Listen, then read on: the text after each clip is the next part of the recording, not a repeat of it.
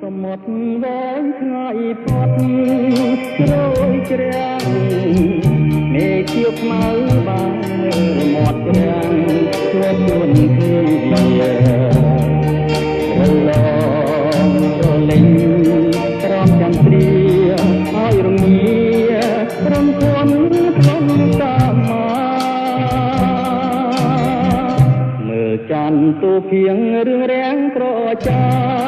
ច្បាស់ប្រភោតាមเสียงជំនោទមួយញោកតជលកាចង់ត្ររេរំតាមមេត្តាប្រពនេជលកាជារំរងងារដណ្ដ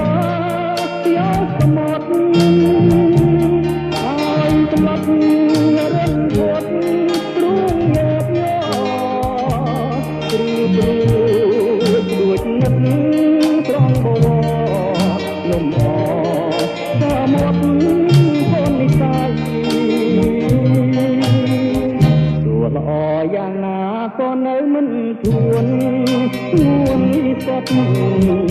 ដួងយកសមុទ្រទេពយត់នឹងចាំខ្លាញ់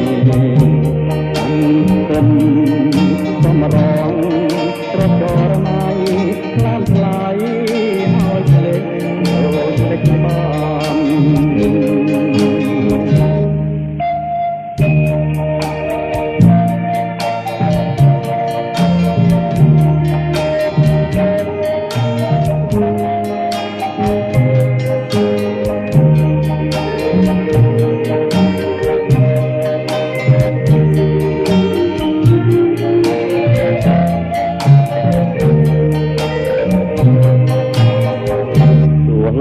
យ៉ាងណាក៏នៅមិនទួន